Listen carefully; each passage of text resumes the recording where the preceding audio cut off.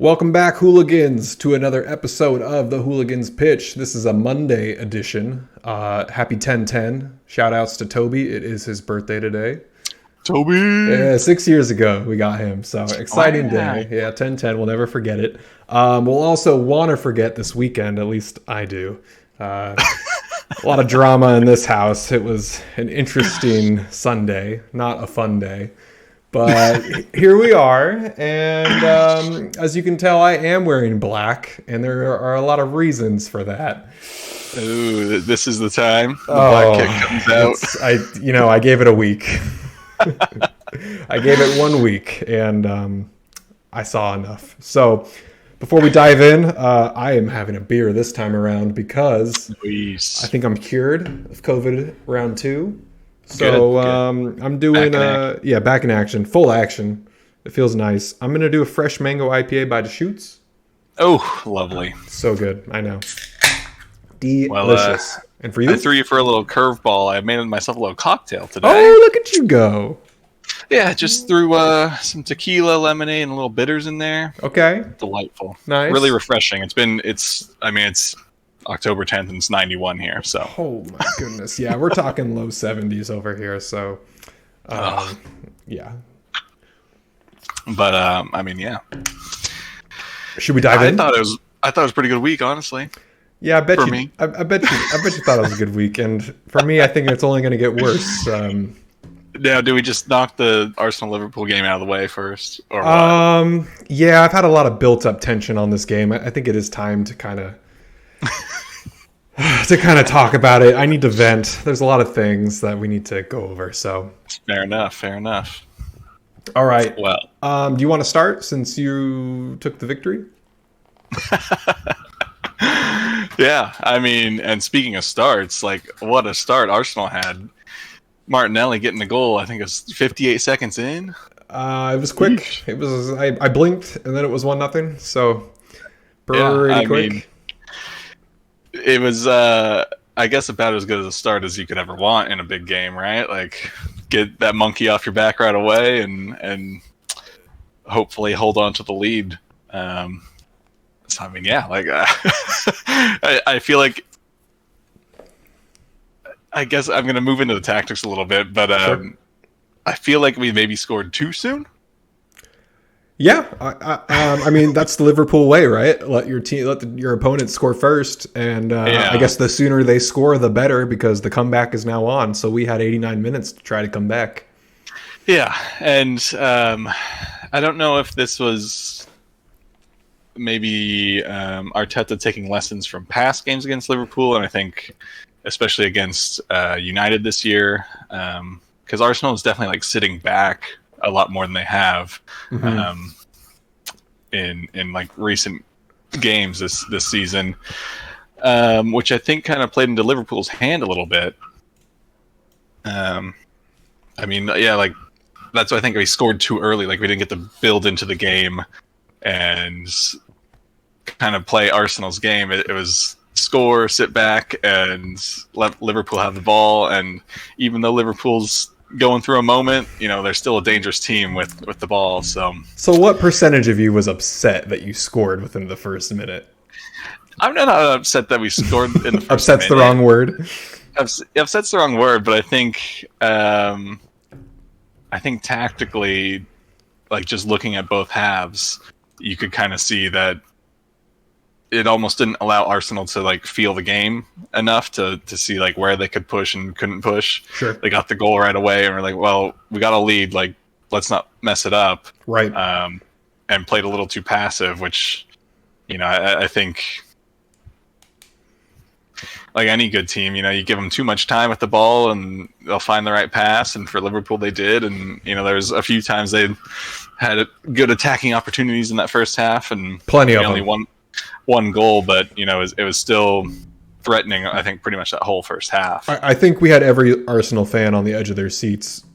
Yeah, clenching. Yeah, I didn't feel comfortable at all. No, and it's crazy because when it was 2-2, I honestly thought, I was I think we're going to come back and get this, just because we had Arsenal on their heels for so long in that game.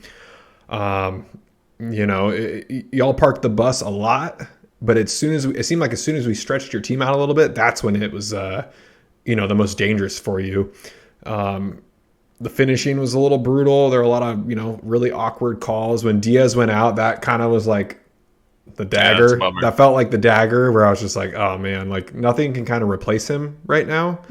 And then with Salah getting taken out, it was just like, oh man, like this is not the team. This is not the same team that was here a year ago, where the confidence was just, oozing out of everyone, and people were scared. I don't think anyone's scared of Liverpool right now.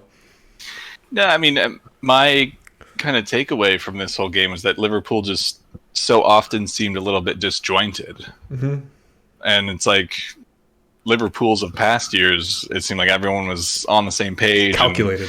And, like everyone's helping each other. And I think that's why you got to see the best of Trent in past seasons, because he had that extra cover. And like this year, it seems he's always left on his own to like attack and defend. And I think that's why he's getting exposed a little bit and like called out. He just doesn't have the extra help that he used to have, I guess.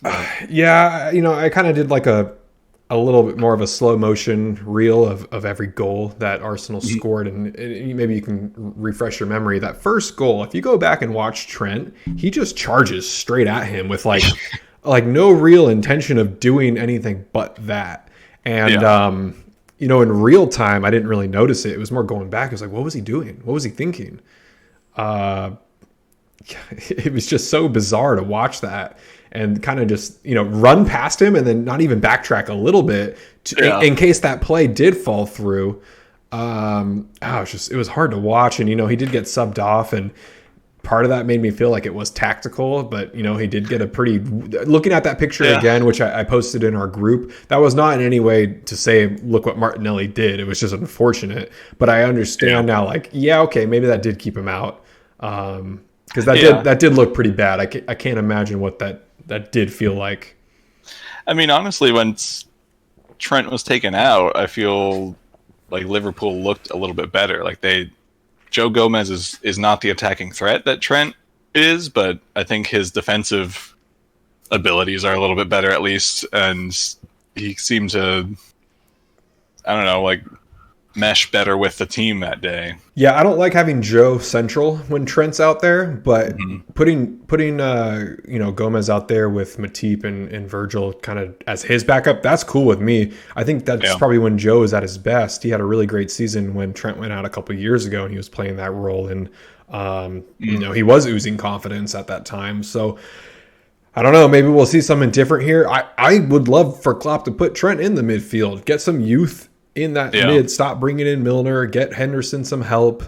It's just so hard when we brought out the 4-2-4 formation with just Thiago and Henderson out there. Love Thiago. Yeah. I love how he's just a free roaming midfielder, but that combination of just those two guys in there is not enough. And I think everyone can see right through that.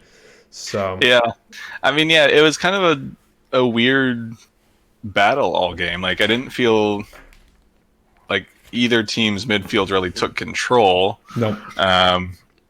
And even like Arsenal defensively, I think for Gabriel and Saliba, this was probably their like shakiest game. Like Gabriel had the weird touch on the first goal, and then if you watch back the second goal, the pass for is Liverpool's like going or Arsenal? straight.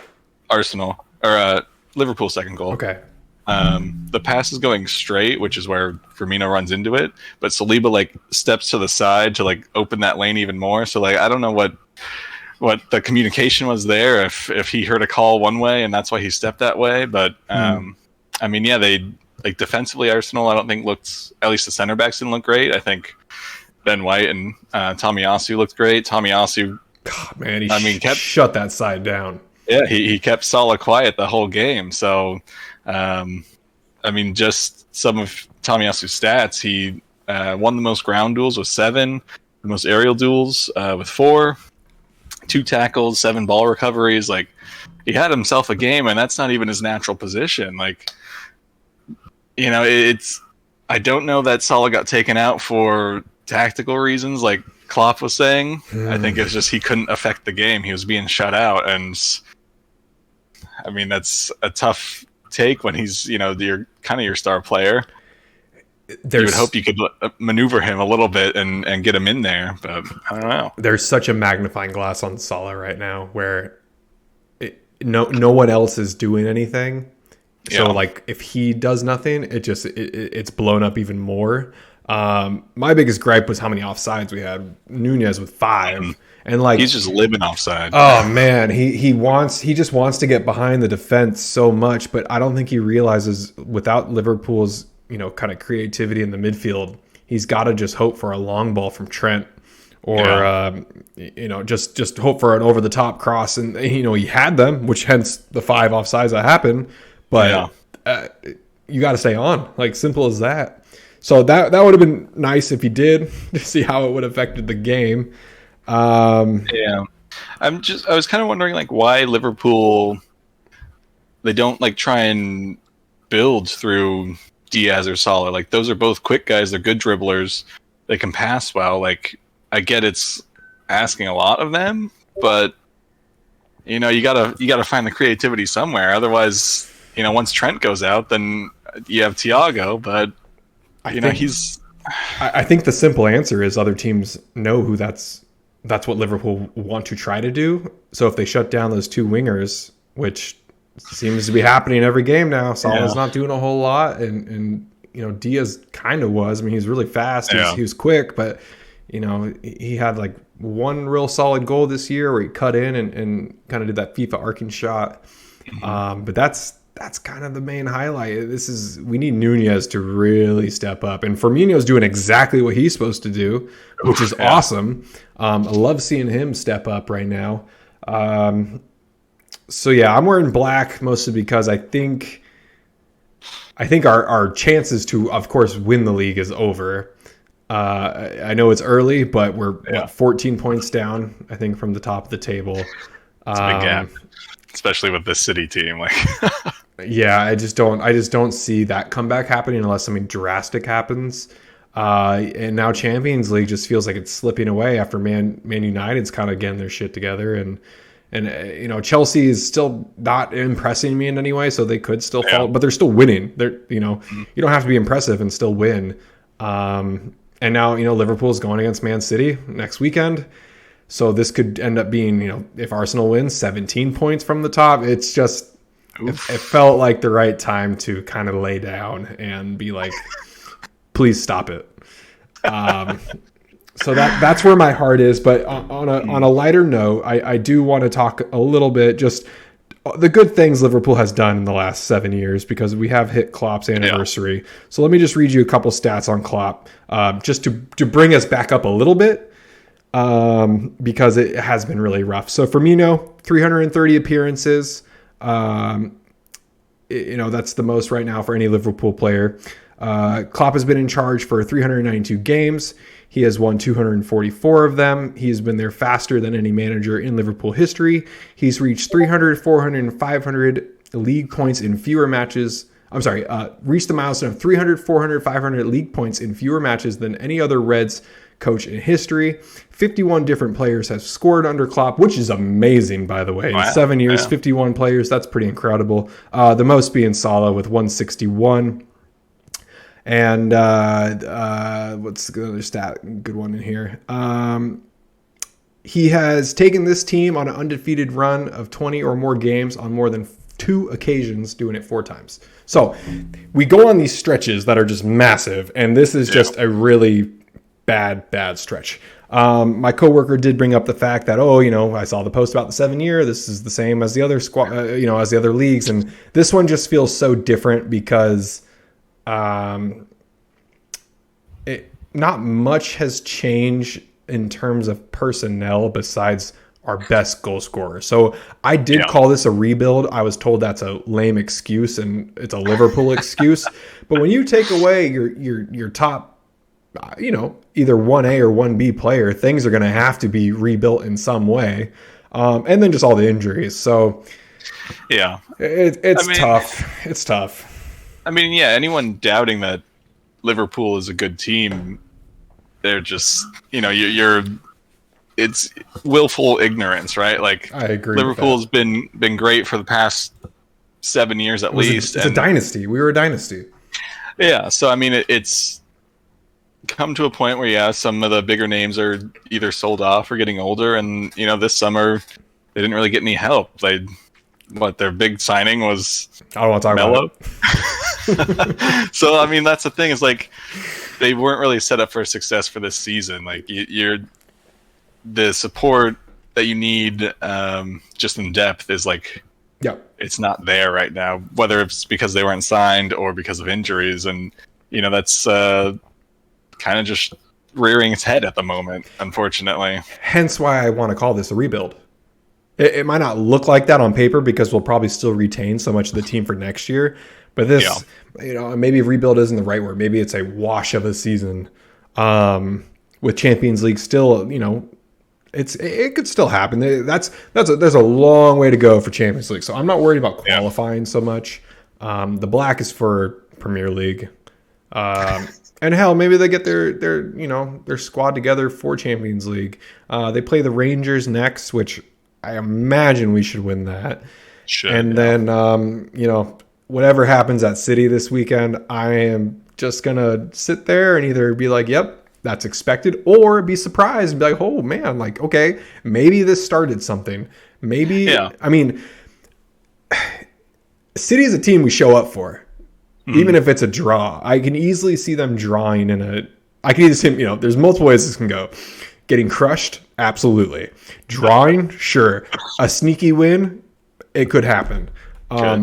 Now, if we beat City, that will probably change some opinions of people in Liverpool, and that'll just be a huge confidence boost for the rest of the year as well. I'm sure Arsenal fans will love the fact if we can take City down. So yeah, I'm excited to see what happens this weekend. Again, no expectations, but that's just where we are right now. I have no expectations at all for the rest of the season. Yeah, I mean, I think that's your kind of the best spot to be in. Like, I don't think it's worth overreacting and being like, "Oh yeah, Klopp 7th year, let's get him out." Like, it makes no sense. Yeah, because he's still a good coach. There's still a lot of quality in the squad. I mean, just in the Arsenal game, like Firmino comes on and gets a goal pretty much right away. He's playing well. Use him. Darwin's looking threatening. He just has to learn his runs a little bit more and mesh with the squad a little bit better. But that can be a chemistry issue too. Like it's only been off the top of our heads, maybe 4 to 5 games that squad has played together. Yeah. And Robertson didn't play either, and I feel like that'll be a huge benefit to that left side. Definitely. There's just so many factors that have gone into the season that just haven't been the way we have wanted it to go. So, unfortunate start to the season, but it's a long season, and like we've said time and time again, this is going to be a weird one with the World Cup, and I think that January window is going to be huge. So anything can happen with the World Cup in November. Yeah. It really can. And for fun news, we're definitely getting a new TV for the World Cup, because we were watching the game last night we were watching the game on Sunday. It was like a snitch flying across the screen with wings. It was that bad. Like, Kristen doesn't care that much about sports, but when she's like, "This looks terrible," I'm like, "Oh man," like, you're right. So that'll be fun. That's a positive from the game. You're getting a new TV. Yeah, okay. So Black Friday, let me know what deals are out there, because we'll be looking. So yeah, anything more you want to talk about that game? I mean, congrats to you. That was a fun little banter we had throughout that match. Shout outs to Theo for stopping by. I had fun. I was still sad, don't get me wrong. That's why beers were being open at 10 a.m. But I mean, I think the only thing to touch on is, I think overall the reffing was poor, and it was it's hard to watch at times. I mean, like, I know we kind of talked about it during the game, but like Gabrielle's handball was like one of those gray area ones that like you've seen go either way before, right? Where it's like it is a close proximity, so like you can, like they did, I guess, rely on that to be like, it's too close, so didn't give him time to react, so that's why they don't call the handball. But we've seen so many times where that's been a weaker handball and it's get called for a PK. There's just this consistency is killing me. Yeah. I mean, so that's rough, and like as rough as the game was, like as physical as it was, then to have Gabriel Jesus's penalty is like feels really weak. Again, it's one of those we've seen called before, so like I'm not all that surprised. But considering the other challenges that weren't called, or like some that were called, it was just like kind of like a rough derby match, right? Like they're going at it, and then to call a penalty for one of these, where it's just like, yeah, he technically gets the ball first, but like, does he really have control of the ball? I don't think so. So I appreciate the words, but look, I've been on that other side so many times, so I know that feeling. I really just want to put this game behind us, because I feel like a lot of people were watching because Arsenal has struggled against Liverpool so much in the past, and this was the game for Liverpool to kind of maybe kickstart their season, and it just didn't happen. The counterattacks for Arsenal, though, you got to be proud of that. That is pretty. That looks good. That looks like Liverpool of old. Yeah, it really does. That whole front line with an Odegaard right behind him, like, it's just dangerous. And then Xhaka's still getting up there, and he had that nice little flick over Matip and almost got the volley in. So I mean, yeah, like Arsenal's firing all cylinders. Like, I think defense this time was a little bit shaky, and I guess maybe has been the past few matches. Haven't really kept some clean sheets, but I mean, yeah, they've been exciting to watch, and I'm enjoying it so far. Yeah, I bet you are. Well, can we segue this game into what you were going to bring up, because I do want to talk about Chelsea next. So let's go ahead. So I don't know exactly where this interview came from, but a video leaked of Aubameyang talking with two other randoms that I don't know. And he kind of dropped some comments about Arteta and kind of, I guess, his thoughts on his managerial style. No, I'm going to stop you there really quick, because I did see a little post on Reddit. Was this initially right after his transfer to Barcelona last year? I think so. Okay. I was trying to figure it out, too. I think that is the timeline. Yeah, I think it was like pretty soon after that. So, okay, like, keep that in context. Right. He's feeling some type of way here, but he's basically saying that Arteta can't handle big players and big characters in his squad. He wants like the young guys that he can tell them what to do and they listen. Okay, you want first reaction? Yeah. My first reaction is, who did Arteta play with throughout his whole career, and who did he captain? That's my first reaction, because he was captain of an Arsenal team that was one of the best in Europe we've ever seen, with personalities. Just Henry. First off, is that not the biggest name in football in the last 20 years? I mean, and he worked with him, played with him. I'm sure in some way coached him. Yeah, I mean, it's kind of a silly comment to make, I think, for Aubameyang. Like, knowing how much Arteta kind of let him get away with while he was there, like while he was captain. He multiple times I heard that he like showed up late for training, showed up late for a North London derby one time. That's why he didn't play in the game. That. He said there was traffic, right? Yeah, he said he got stuck in traffic or something, and then like he took some trips during COVID times. Always, he said to like go check on family and stuff, which fair enough. But then he would like return late from that, and it's just like he wasn't upholding those values and I don't know, expectations, I guess, as a captain and one of the senior players. And Arteta kind of, I think, dealt with it, because for a while Aubameyang was carrying the team. He pretty much carried Arsenal to that FA Cup. Like, if you're going to show up and do that, like, yeah, you maybe get a little bit more leeway in the behind the scenes stuff. But then when you stop performing and you're still not contributing in the locker room and on the training ground and stuff, then what do you expect any manager to do? Like, you can't just sit by, and this isn't Real Madrid where we can afford a Gareth Bale sitting on the bench, right, not playing. So it seems a little bit like, I don't know, whiny, I guess. It sounds like he has a giant ego, which most likely he does. Looking at the Arsenal squads when he was there, he was definitely the senior member of that squad. Maybe Lacazette was up there too, which Lacazette did some things after finishing All or Nothing that were surprising. The little tussle he had. Who did he have that tussle with? I think it was Cedric. Okay.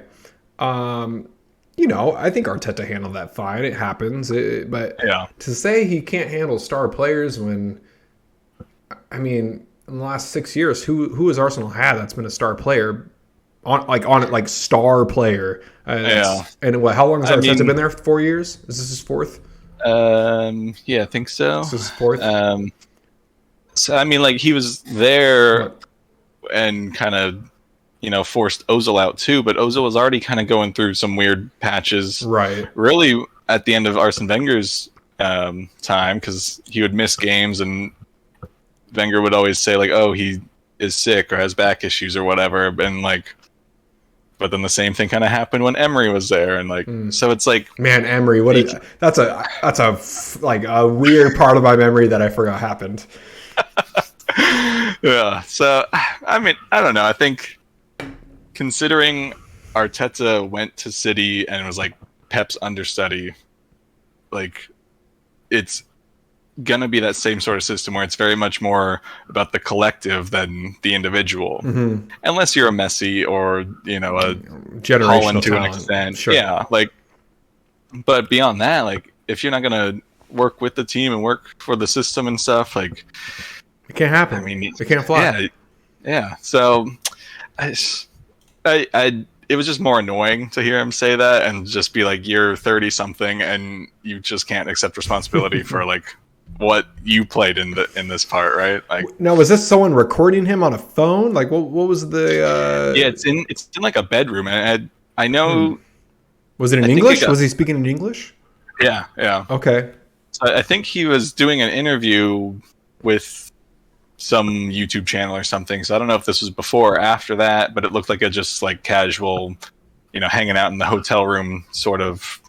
Ask the question off the record, but then someone records it. Yeah, nice. All right, well, that's fascinating. I'll try to find that video. I think you sent it to me, right? Yeah. Okay, I'll go check it out. But let's just segue that into Chelsea's match. They beat the Wolves 3-0. It is the Wolves.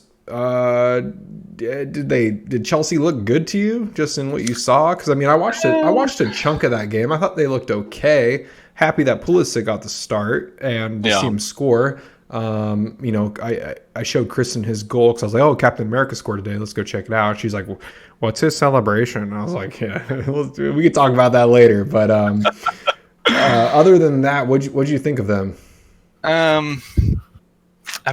They looked fine. I think it's been my biggest name of the takeaway is my biggest takeaway was just pressing Mount up higher into that more cam roll obviously is better. He was on the ball a lot more. I think he got 2 assists in the game. 2 assists, 5 key passes, 2 dribbles, only one. I think the biggest one is only 1 displacement. So he was making the smart plays. Yeah. So I don't know. I haven't watched Chelsea close enough this season to see where he's been playing, but it seems like he's been playing further back from the times I have seen and just not being able to really create and, at least get into attacking zones. He is always kind of playing the more just, central, almost defensive role. Well, him and Pulisic are such a great tandem. Hence the assist and goal that happened. I'm so happy Potter is trying to make this work because it did work in the past. So I would not be surprised if we finally see Pulisic starting in these games and seeing this kind of awesome tandem start to happen. I did see a stat, and maybe you can help me figure out this stat, but Pulisic has the most goals per start for Chelsea as far as the ratio goes. Over Mount, over Jorginho, and he doesn't score a whole lot, but his ratio from goals to games that he's playing and starting are immense compared to anyone else. So, boy, does the United States need that too for the World Cup. Oh my gosh! So it's good to see him get on the score sheet, and Chelsea, they're fine. I have a question though for you. Mendy's been in this rough patch, and now Kepa's in there and playing. Kepa's playing pretty good. Yeah, I mean, I think What do you do here? you're afforded this tough choice of two good keepers, Well, right? Like, Mendy's yeah, in a Mendy. contract year. Oh, is he? I That's didn't why it realize makes it. He wants Kepa money, Yeah, but he's like, my backup's getting paid more than me, which is why I think Kepa's now playing because they're like, well, now you're his backup. I don't know, man. I think there's some weird like behind the scenes stuff that we don't really know about yet. yeah. I mean, look at this point, if Kepa's performing, I think you just kind of keep rolling with it. Like, Yeah. why Right? not? Right? Yeah, roll with it. I'm good with that too. Now, did we hear why no Aubameyang, no Sterling? I didn't see Nope. anything, but I know they Might didn't have just been play. rest. They played in Champions League the week prior, so that might have been it. And you're playing the Wolves, so maybe Potter was just saying, Yeah, let's rest our big boys for this one. So yeah, that squad could get really interesting with those two in there. Sterling might take Pulisic's spot, but I hope they can find a way to make them both work. yeah. I mean, yeah, they kind of offer the same play style. But I mean, if anything, it's start one and bring on the other one for fresh legs in the game, and that whole left side will always be something for other teams to look out for. So you're calling a Pulisic super sub? Probably. I think Sterling probably still gets the starts normally. Can I segue this game in? If you have anything more to say about the Chelsea and Wolverhampton game? No. I'm going to segue this into, and we're going to jump around here, if that's cool with you, for all the games. Yeah. We're going to knock them all out, but this is a perfect segue. I want to jump into West Ham. Because West Ham won 3-1 against Fulham. Mm-hmm. They decided to put Scamacca at striker instead of Antonio. Yeah. Which makes total sense. Youth on your side. Scamacca played really, really good. His goal was awesome. Did you see his goal by chance? I did. It looked like he might have been offside and kind of stood there, but I think he knew he was on, so his little celebration pose is just. I What do you don't know. think? You think he didn't? He wasn't sure? I was less concerned about the offsides and that there might have been a little handball action. That's true. I forgot about Because that that ball handball. bounces up and it looks like it kind of hits his arm, but I don't know. It was a tough call. I just want to segue that into, I think Mikel Antonio is the perfect super sub. Oh yeah. You got 30 minutes of him. That's all you need. I mean, his goal too. I think he kind of scoops the ball. You think he scooped that too? It looked like it. It's close. It's close. I might watch it again. I like his work rate. He was he might have the mentality shoot, I just got dropped for this younger guy. I got to come on here and prove my worth. But I think West Ham is, finally figuring out. They scored 3 goals. They scored 2 the week prior. So now they're finally starting to get these goals in. They sit. Let me bring up my table. They got to be moving up the table a little bit here. They're sitting even with Liverpool, and a couple of weeks ago we were saying fire Moyes and they're going to get relegated. So look at us now. Well, hey, I mean, yeah, they seem to have figured something out, and at least learned how to attack. It seemed like for the longest time they not only weren't scoring but weren't even really getting good looks. Yeah. Yeah. Did you see the Fulham penalty that they gave away? Yeah, I did. Yeah, Stupid. Man, players can grapple with each other, but I feel like some players don't even try to fight it, and then it just looks worse than what it is. Yeah. That PK was no worse than when Diaz and I don't know what Arsenal player that was when they were grappling, which ended up getting. Party. Yeah, that looked worse than this PK. Yet no cards were given in that little tussle in that game. So it's it's just soft, man. There's some box tackles that are just so soft, and I hate the acting that goes behind it too. I get it. You got to go down. You got to play it off like you were almost mauled to death, and earn your PK. But the PK was nice. Bowen, Yeah, it's pretty tidy shot. I thought in the Antonio goal, Leno should have done better. Yeah, I mean, I think I don't know who the defender is back there with him, but it was Tim Ream. Yeah, kind of just maybe Leno's like seeing him in his peripheral and is like throwing him off a little bit, and then they kind of, I don't know if they collide, but kind of getting each other's way at least. And yeah, not a lot of talk. It looked. I mean, I imagine, which is why Antonio just kept kind of plowing through him until he got his way through. He's got that power. Oh, he's so freaking big. Don't try to mess with him. No way. Yeah. Anything else about West Ham you want to say besides they're kind of getting their stuff together? No, I mean, I don't really know how I feel about them yet. Like, I don't think we'll get the West Ham of last year where it looked like they were going to be top 4 or top 6 at some point. I know they don't feel as strong as they did in years prior. No, yeah. So I think they'll probably hang like mid-table, but I mean, yeah, they're moving up slowly. Chemistry's growing. Let's start with the first match of the week, which we didn't talk about last week, which was Leicester.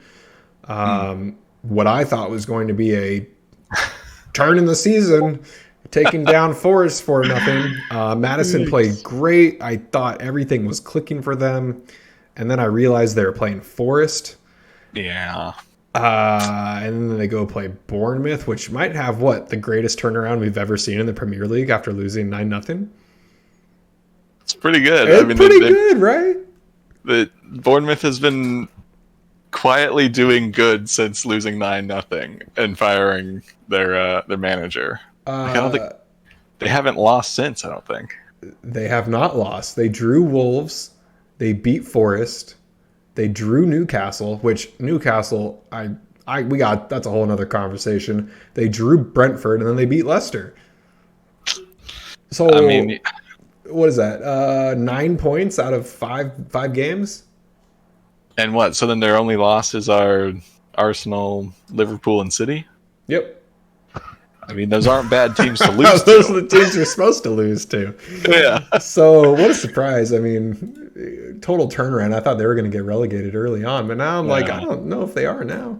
They're looking okay. I mean, if Leicester continues with Brendan Rodgers, then that's probably one of the relegation spots already sealed. Yeah, I mean, they just totally fell apart there in those couple minutes against Bournemouth, and now they sit bottom of the table. They just do it. Like, I don't know.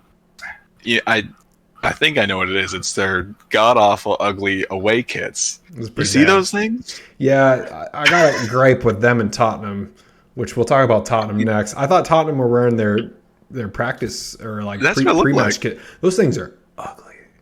Yeah. Look, I'm just gonna say Arsenal extended with Adidas, and thank God, because Nike, I don't know what they're doing. They fired all their normal kit designers and are going on like Fiverr and asking people to create a kit design. Or Sacramento Republic for Liverpool, just doing a copy of the or that, kit. Yeah. I think they're taking ideas from other countries and rolling with it.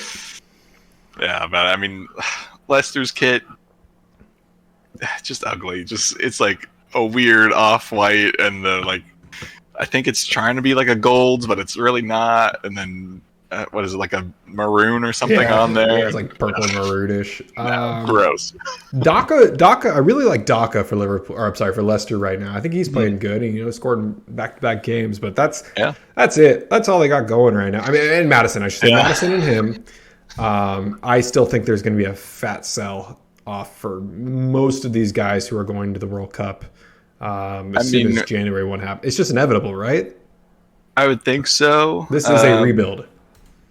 I mean, if you're Liverpool, like, do you go in for Madison? Like, he's a creative midfielder. He's English. He's 28. He's 28. So it's like, if we do go in for him, it's got to be a win now situation. Which next year, I think who's to say we aren't going to be at the top again. So yeah, I'm all for that move. Harvey Barnes, man, he's really good too. There's a couple. I think it'll be really interesting to see who comes for a lot of these players. I think they could do a full, I don't want to say a full 11 send off, but half. I think half could go. I mean, I think if you're a player in that squad, you're probably wanting to leave. It's it's clearly not a fun time to be at Leicester, and you're not winning. You're not even really performing well. You don't seem to have the support of your coach. Like, why be there? And that's the thing too with Rodgers. He looked so happy winning against Forest, and then to have this happen against Bournemouth, it's like, oh man, like Forest and Bournemouth, I feel like they're not too different in terms of quality, but the passion is much different. So Bournemouth is not going down without a fight. I think it'll be really fun to see that Liverpool Bournemouth rematch in a couple months, because now I'm like nervous for it, because I'm like, these dudes are going to have a little chip on their shoulder. I would, at least. Well, So, yeah, I mean, it's like a new season for them. basically, I mean, they gotta just keep putting in the good performances, and I think normally the relegation point mark is like 35 or so, like, okay. And then you're safe. So, every draw helps, especially against the bigger teams like Newcastle that probably should have beat you. Yep, but they didn't. All right, should we segue to Ugly Kit Tottenham? Yeah, might as well. Yeah, it's a pretty boring game. I gotta ask you a question though. Yeah. Do you think Son was trying to kill Harry Kane? I don't know. What are you talking about? Like, well, the goal they scored, Son just hit it, 70 miles per hour at Kane's face, pretty much, and it looked like Kane was falling. It didn't look like Kane really meant to score. Yeah, it looked like he went to get out of the way, and his head hit the ball. I feel like Son was probably shooting, and then Kane just happened to be there, and got the weird crouched header. It was just like a bang bang play, and I was like, Son, was that on purpose? If it wasn't, I don't know. Maybe they practice it. I don't know. I don't know, but we did tell the future a little bit. Yeah, see, they listened to the pod, obviously. It was when I looked at the pre-match kind of formation, I saw Son at striker. I was like, wait a minute, we talked about this. I got to go find. I didn't look for the timestamp of when we talked about it, but I'm gonna give us a little back tap for that one, for calling something out and making it happen. Only 1-0 though. Nothing too impressive. I mean, look, I get it's Conte's system and it's effective. They're winning. But as a fan, are you having fun? I get you're winning. At the end of the day, that's what matters, I guess. But at the same time, to watch these games and they don't seem very fun to watch. And I get my perspective's probably pretty skewed since I'm an Arsenal fan, but I don't know. I think. Would you rather win, or would you rather have it be fun? That's the ultimate question. Well, yeah. I mean, of course you want both. Of course, I know you want both, but you probably take the points. But I mean, man, it is nice to win and play well, or at least have the signs of playing well. Easy to say, Chad. Easy to say. I had fun for a little bit this weekend until I wasn't having fun. So, yeah. But shout out to Harry Kane. He's, other than Holland, he's got 8 goals in 9 matches, so he's performing really well. Is that second most in the league? I believe it is. So I can't think off the top of my head who has more. Yeah, I don't have it up here, but let's see. It's got to be him. It's got to be him and. So you got maybe still up there. Holland is on 15. Kane is on 8. Bobby Firmino 6 on 6. Yeah. Foden 6. Tony 6. Mitrovic 6. So, again, the system works, but snooze fest. We do have a fan friend of the show who recommended we replace Lingard with Maddison in our next best, and Lingard didn't play today. Yeah. So I kind of want to push a substitution to get Maddison in, so we can start stat tracking him, because he said he would like to sub Maddison in, but he has no idea what his stats look like for the year. So I said we do a little research on Maddison to see where he's at point wise. He's got to be, just off the top of my head, 5 goals, 2 assists. You look at Tielemans, they're at 14 team goals, which I'm sure he's a part of most of them. He's got to be in the 45 to 55 point range, which puts him second best behind De Bruyne. So if you'll allow it, I think we sub him in, get Lingard out, because this guy sucks. He sucks. Yeah. I mean, yeah, I think after having seen Lingard go on loan to West Ham and, was playing well. Come on, man. We thought that was going to happen. I thought he had it in him, but he hasn't done much. So, I mean, yeah, let's ship him out. Let's get James Maddison in there, see what he can do. Great. I'm all for it. Good segue into the Forest Villa game today. People are calling for Gerrard's firing after this. I mean, fair. Like, Villa hasn't really performed all that well. And, to not get a win over Forest is not a great look. Yeah, Forest has lost 5 previous matches before this one. Oh, dang. Wow, So Forest has been on the downward trend. So this would have been a good confidence boost for Villa, but... Yeah, I mean, Villa's it's just like a weird squad. Like, they have good players in there, but they just don't click, I guess. I don't know.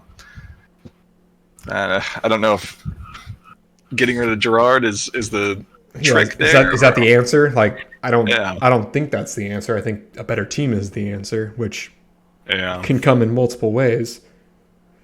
Well, they could have sold Arsenal Douglas Luiz and got like 20 million or whatever, but they hung on to him, so their choice. He actually played pretty good today.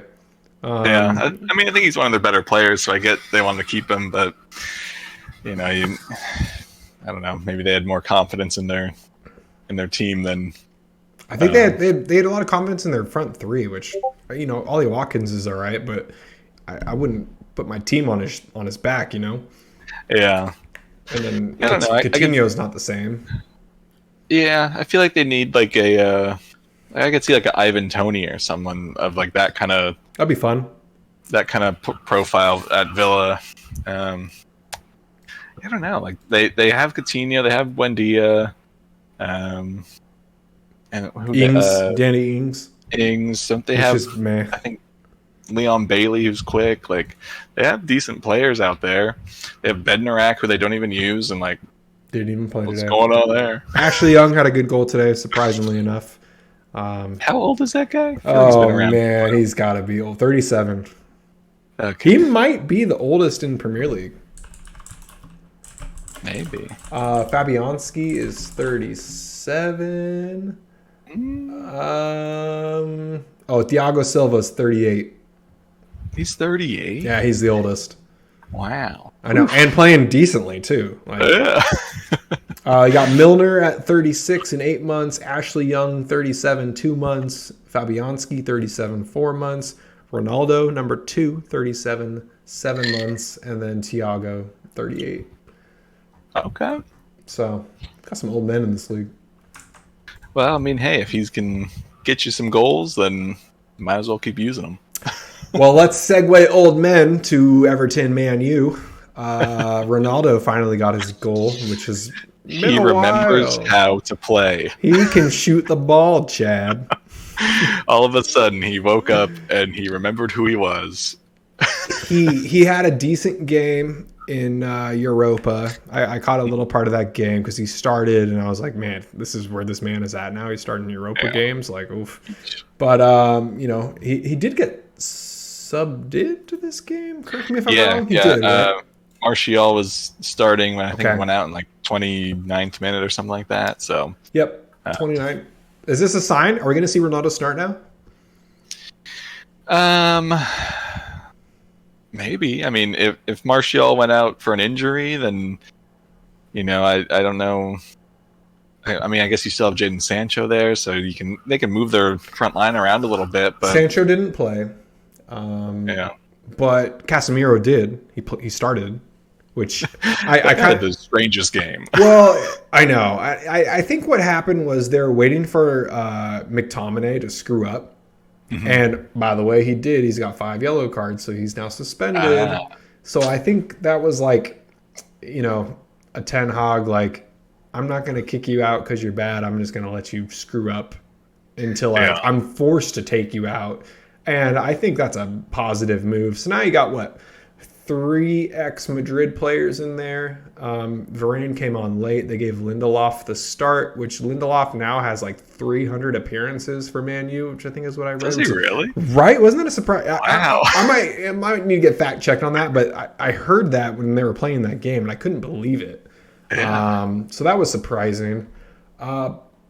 Pretty boring game, to say the least, though. Not a lot of action. Yeah. Iwobi's goal was sick. Iwobi's goal was definitely the highlight. Goal of the week? He's one of mine. One? Took like 3 down, so okay. yeah. I got 2 down, so that was my top. Yeah, I mean Anthony's looking good. He's 3 goals in 3 games, I think it's worth it. I think that money they spent for him is definitely worth it. Yeah, I think Casemiro will probably look better once he's more used to the team, but I mean he gave a mistake away on that first goal for Iwobi's goal. Yep. But then he would still make some like weird passes and weird movements, but then his like tackling is just perfect, so he kind of makes up for it, and it's like just a very strange game to watch for him. I think he just needs to get used to the pace of the team, and I mean this is really his like first game kind of with them. Yeah. I mean, I like seeing him play. He's a good player. It's a shame he's on the bench for so long, but I think he'll probably start to take that spot from McTominay. Like, probably. I don't think McTominay's great. So McTominay was a sub that game, by the way. He came on for Eriksen in the 80th, and then got a yellow card within like the 10 minutes. So yeah, okay, like pretty easy. And I did look on the Manchester United subreddit just to see what they said about him, and they were like, "Get this kid out of here! Like he isn't made for this club." So that kind of sucks for him, but it happens. Yeah, like he'd be perfect for a lower table team. I think. Yeah, I think he has kind of that good fight in him, and isn't worried to kind of like go into challenges and do what he can to win the ball back. But you want your Man United team to be a little bit more, I think, technical. Yeah. And not be just. You want like the enforcer back there, but you want like a confident enforcer. Yeah, you need like that, like Yaya Toure or Rodri or any of the City like enforcers for Fernandinho, where it's like they go in and make the challenges without getting a yellow card and can pass the ball off well and get the attack going. I agree with that. We did see Calvert-Lewin come in, so he's back. I really wanted Everton to win this game. Credit to Everton. They were really fighting. They had a lot of good chances towards the end there. They lacked that quality to get the goal. Yep. But Onana looks like he's doing pretty good. He's getting into some threatening positions and kind of playing that the late run into the box role. And yep, I like what he's doing. He's long. Yeah, he's got some long legs to work with. Yeah. Now, before we move on, and just because handballs are the talk of the week, you see this Rashford goal that was disallowed? I didn't see that one. So he kind of he's on a break essentially, and I think it's Tarkowski comes in to slide tackle the ball, kind of gets it, but it pops the ball up, and Rashford's jumping over him, and as it pops the ball up, it hits Rashford's hand, and the ball continues forward, and then Rashford goes and shoots, and they disallow it for a handball. But like his arms are not out, he's not starfishing. He's just jumping. Are his elbows tucked? I don't know about tucked, but it looks, a natural kind of jumping motion. Okay. And he's not moving his hand towards the ball or anything. It does hit his hand, and then, he proceeds to score after that, but it's not immediate. Like, he has to still dribble a little bit, still put the ball in the back of the net and all that. So feels a little bit harsh. I'll have to check it out because it sounds like a unique situation that can be dissected a little further. I get like a lot of these decisions aren't just so black and white. There is a lot of play in this, but I think at this point in time, the variation in what is allowed and what is not is just like so wide that it's hard as a fan to watch the game and think you know what's going on, and then Rashford scores this great little breakaway goal and then it gets called back, and your team still won the game, but it's like that's still a sticking point of like, why is that not allowed? Like, he didn't actively go and try and handle the ball, it just bounced up and hit him. VAR should have a open mic when they're discussing things. For sure. Could you imagine? Like, I think it would help a lot. The transparency, it would be great. Yeah. It'll never happen. But no. I mean, it would be perfect because already the refs are more or less not held accountable, right? Like, they call the game as they kind of see it, and it's fine. Like, that's kind of one of the things about professional football. Like, there is some play in there. Like, it's not so strict by the book all the time, but like bringing in VAR is supposed to help, I guess, kind of standardize the experience, right? Yeah, you're killing, you're nailing it. But it's not. That's the problem. Yeah, it doesn't. And then if we had that open mic while they're at least checking something, it would be nice to hear their thoughts and hear that the conversation between VAR and the ref on the field, and because most of the time they go over and they overturn it, and okay, cool, whatever. But the times that they don't, it's also would be nice to hear that and just hear some reasoning. I think it would help the fans a lot. It puts them under much more fire, but it's like this in every sport. If an official is wrong, the trust is gone, because how are you going to listen to anything they say for the rest of the game? Yeah, I know. Hey man, every sport is like this, and it's awful. There's a type of ego that goes along with being a referee or an umpire, where you should never be wrong, and when you get told you are wrong, and we all know you're wrong, there's a weird, like, it's not me, it's you. It's not good. So it sucks, but I just don't think we'll never see a change in transparency as far as VAR goes. Until the whole game is controlled by robots. Like, honestly, to just compare this to baseball, they're talking about getting rid of umpires and just having robotic strike zones, because you can't, like, why not? Like, have a camera out there with the strike zone in it that can call a ball or a strike. That's probably the only sport where that can happen, I guess, because I feel like in soccer, like, there's build-up play where you can't just call a foul when a foul happens, because something else might be occurring. So, like, then a robot would have to be in control of that, which then that just leads into a whole nother, if a robot calls the wrong thing, that would just, like, what do you, like, that just can't happen. It can't happen. So there will still be a human element to soccer for as long as we live, until other robots are playing soccer and humans are completely out. Robot League? Hey, man, we got Rocket League. It's Robot League next. Look, I'm putting my money on Boston Dynamics. They're going to be like the Man City of the Robot League. That would be sweet. They would probably crush everyone. All right, we got technically 3 more games to talk about here. Let's just bang out City first, because 4-0 against Southampton, not a surprise. I thought they'd maybe score more. Credit to Southampton, it wasn't 9-0. It wasn't 9-0. We thought it was going to be for a little bit. And you held Erling to 1 goal. That post shot he had. Oh my gosh! Probably should have been 2. I can't believe that didn't go in.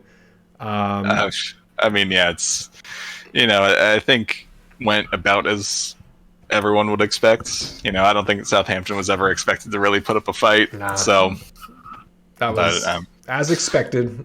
Yeah. Job complete. Do you think? Speaking of jobs, you think their Ralph was Hasenhuttl, something like that, Southampton manager, You think he's keeping his job or what? Not after this weekend. I mean, I'm sorry. At least he has at least one more week. It's hard to, you're going against Man City. It's like, yeah, I wouldn't make a decision based off this game, but like even this season, I think they've struggled. They had that win against Chelsea, but I think that's maybe kind of. I think you're right. It. 7 points. They've lost the last 4. They had the 1 win against Chelsea to start off the season early on. And then it's just been a downfall ever since. So yeah, it could happen. He's been there a few years. Like at a certain point, you maybe got to move on. I think a sell-off will happen in January. And if that does happen, then he'll go. I think it'll happen like tandemly. I don't think it'll be a firing now and then a sell-off in January. I think they'll sell off, bring in a new coach, start a new system, start a new trend, and then, roll with that. Okay. So, well, I will say my defensive player of the week, if you want to call him a defensive player, is João Cancelo. Yeah, right there with you, brother. He's a left winger if we really want to talk about it, but how can you not give it to him? I mean, yeah, it seemed like almost every attack went through him. His goal was pretty good. I think defending was a little bit meh on that, but he doesn't really need to defend with this team. It's ridiculous. Yeah. So yeah, we agree there. Yeah. I didn't say my offensive player. I like saying them when we talk about the game, but it just made me too sad. But it was Saka. I mean, it just makes sense. I have him and Martinelli as like it could go either way. Saka got 2 goals, Martinelli got a goal and an assist, and they both. I'm gonna let you choose that one because jeez. I'm not. Don't put that. I don't need to pick. I don't want to pick. Oh my gosh! See, I didn't even want to put them there because I was like, yes, they played really well, but like, is that like too biased of me to put them in there? Nope. It was the biggest game of the weekend, arguably the biggest game of the year so far. I would say, maybe the Man U Arsenal one is up there, but yeah, I'm gonna let you decide that one. Maybe at the end of the episode. We can talk a little bit about Newcastle beating Brentford 5-1, but Newcastle is this weird up and down team that I just don't know what to expect from them. They'll crush a team, they'll lose to a team, they'll draw a team. No Isaac this week. St. Maximum came back, looking pretty strong already, so good to see him back on the pitch. But what do you think of this team? I mean, yeah, they're just kind of weird. Like they're still weird. Kind of the Newcastle we remember, but with some better players and I think more sound tactics. But even in this game, I feel like so many of their goals came from just Brentford making like silly mistakes. It's Brentford; they're not good. So I mean, yeah, it's like 5-1, yeah, but like, did you really beat them 5-1? I don't know. Brentford kind of beat themselves. Yeah. The only loss they had this year is against Liverpool. Their draws are probably the most impressive thing. Either impressive or like, how'd you guys not beat them after destroying some of the teams? They drew Brighton. They drew City. They drew the Wolves. They drew Crystal Palace. They drew Bournemouth. I mean, those are all besides City. The draw against City is probably your best one, but everything else, you would think you would be winning. We just started watching Wrexham this past week, and I think my favorite line was when they were talking about draws, and they're like, sometimes a draw is a win, sometimes a draw is a loss, and it makes no sense. I'm like, well, here it makes perfect sense. Obviously, the City is a win, but I think the Brighton, the Wolves, even Crystal Palace and Bournemouth, like those could have easily been wins, which puts them probably at the top of the table. Oh yeah. So, I mean, so I just think they're still kind of in this. I don't know if you call it like a rebuild necessarily, but they just recently got actual money to spend on players, and I guess they're going about it smart, like piece by piece, rather than the Forest strategy of just buy like 20 players and see what happens. So I think you do kind of have this weird mashup of the Newcastle that we knew that was like lower end of the table, and now some new new blood in the squad that's kind of pushing you forward. But Yeah. I think they'll stumble for another season or two until they get their squad kind of figured out more. I think they're close. They're close. Mm-hmm. It'll be interesting to see how they play out this season. I just want to see Isaac play. Like, I want to see him with their squad. I want to see him. I don't think him and Maximum have played yet. So no, I think he came in right when good old Saint went out. Yeah. And then last game we have on our list here was Crystal Palace and Leeds. The Leeds goal was pretty much produced because of Aronson. Yeah, I like him, man. He's tough. Yeah. I really hope our American boys can get as much play time before November. It looked, Leeds looked like they have all season, where it's they fight and they want to kind of play their game. They're not too scared, but I don't know, just missing a few little key moments, I think, to really connect it all together. Plenty of shots. They had, oh man, how many got here? 1, 2, 3, 4, 5, 6, 7, 8. Wait, hang on. 2, 4, 5, 6, 7, 8, 9, 10 shots. So, like, they're shooting. Yeah. The attack isn't the problem. They just gave up some. Yeah, Ezzy's goal is pretty sweet. So. Ooh, I like that one. Yeah. That's on my list. Oh, is it? Yeah.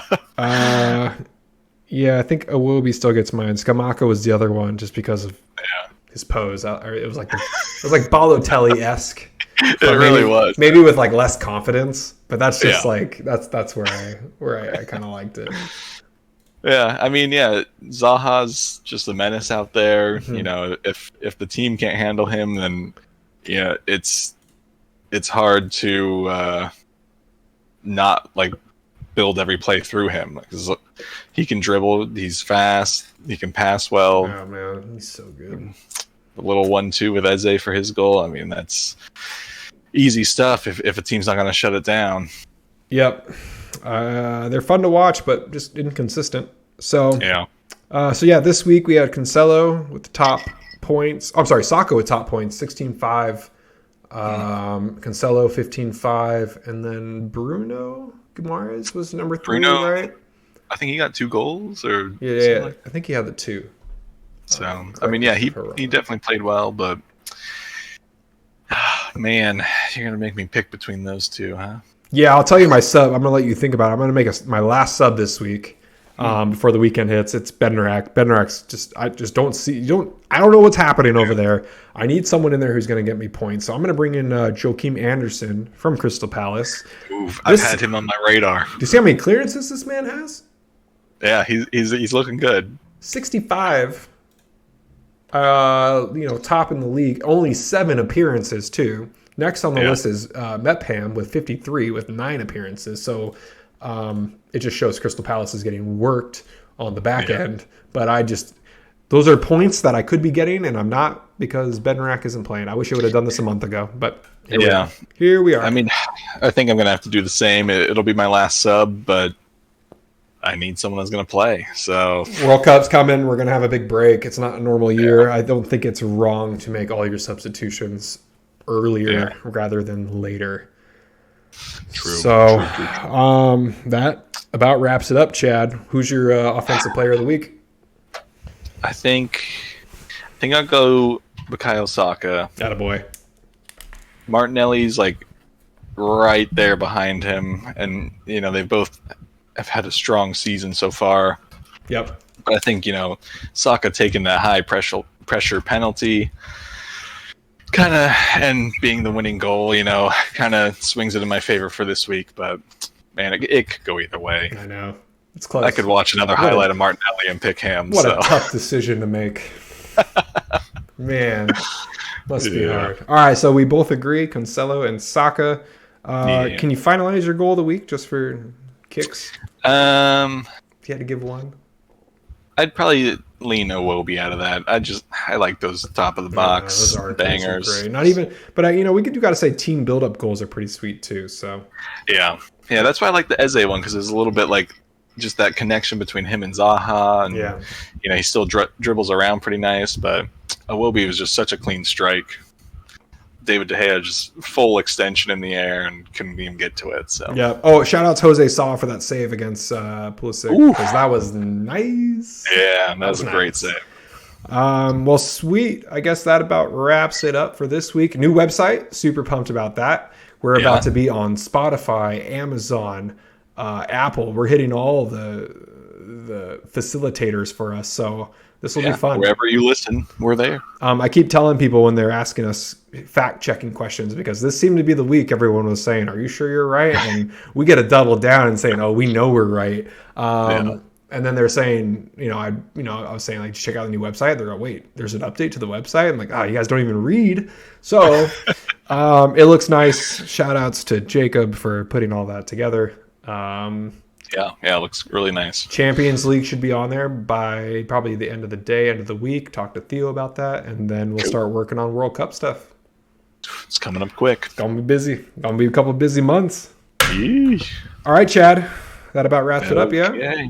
Yeah, I think so. Another episode down. We will see you all next week. Thanks for tuning in. And Liverpool City, probably the match of next weekend. I will not cry afterwards. I might just get a Liverpool masterclass. I might just get teary-eyed. We'll see what happens. We will see. All right, Chad. You have a great night. Catch you later. All right. See you later. Goodbye. Bye-bye.